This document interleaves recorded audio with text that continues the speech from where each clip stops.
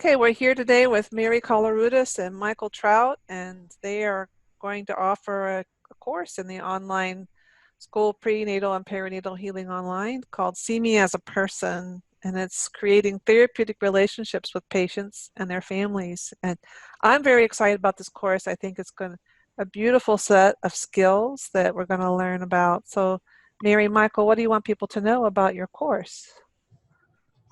Well, it's a little peculiar. We come at this from very different perspectives. Me from clinical psychology, particularly working with very troubled babies and their families, and Mary from a long career in nursing as a teacher and a clinical supervisor and so on. And we decided at one point to see whether we could distill what we knew about how to connect with a patient. Mary knew that many of the patients I have seen over the decades were people that didn't want to see me, were not at all happy about my coming to their home, and were not in particularly good mood about talking about the problem. She had worked with people who were in very dire straits often, lying in a bed, half naked, feeling helpless, and not at all happy about the things that were being done to them. So both of us faced a similar challenge about how do you make a connection with that person? And so that's what we tried to put together in this book and what we'll be talking about in this course. And from my perspective, I really felt for what it feels like to be a patient in the bed and what it feels to be as a clinician in modern healthcare when time is just pressured.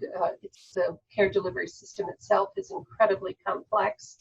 And in the middle of this is a human being who oftentimes is suffering and needs human connection more than any other one thing. And it can be difficult for clinicians to deliver it when they're feeling pressed and pressured. So part of what we wanted to distill is a framework that could empower clinicians to connect with a human being, which in turn gives them greater satisfaction in their work, in the moment, even in fast, pressured cultures. Mm-hmm.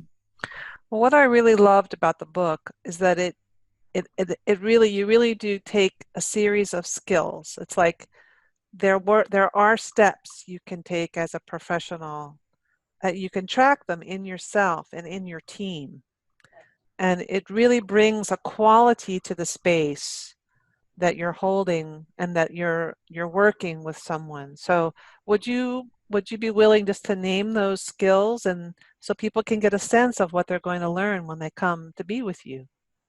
Let me just mention before we do that part of the reason we did get so skill focused and develop these 4 practices that have specific one-word names that we use over and over and over again is that we were aware in some of the teaching we had done before we wrote the book that people often said things like, oh, you just want us to be nice to the patients. Sometimes I'm not in a good mood, or that was really an awful patient. They were nasty. What do you expect of me? In other words, people were imagining that these were things that either really sweet nurses did or a doctor who was a really great guy did, or they didn't. And we took a very different perspective, that there are definite skills having to do with connecting with patients that can be learned, can be taught, and can be understood. So the 4 practices are attuning, wondering, following, and holding.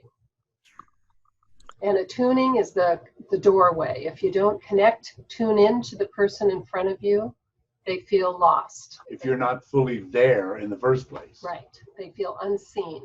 So attuning is the first step. Wondering is having a state of curiosity rather than assuming things about the person. It's being disciplined enough to be actively interested in the person, and that takes mindfulness. And knowing that without that interest, you won't learn things about them that is essential to their care. You get to do the next one.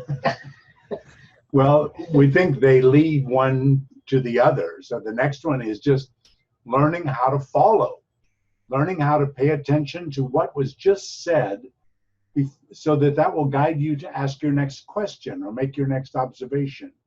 In other words, wondering is diverted into a circuitous path that's led by the patient, and that's called following. And ultimately, when you attune, wonder, and follow, you are holding the person in your care. They feel Yeah. seen, they feel heard, and they feel like they have your focused attention, which creates a sense of safety and confidence, which puts them in the best condition for healing. And makes them much nicer patients to deal with, because they're not feeling, as so many of us are in that situation, helpless, a little bit impotent, scared, and therefore angry, a little bit regressive, which presents itself in not being in a good mood when you walk in the room and pressing the call light like crazy. Oddly enough, doing these practices not only makes you a better clinician, but turns the patient into a much easier patient, More receptive. more receptive patient. Well, I tell you what, it so resonated with me, and I'm trained as a somatic therapist to feel things from the inside out.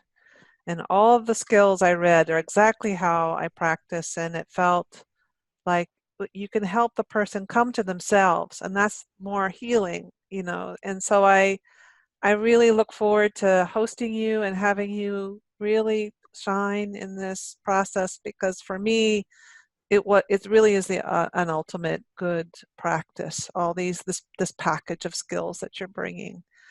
So I'm so looking forward to it, and I'm hoping to bring others. And the final piece is about the reflective the practices and how that can really help you move through obstacles. The reflective conversation. So I'm looking forward to having this full package, and especially during this time of the pandemic, when we can, I think everybody really can resonate with see me as a person. Thank you.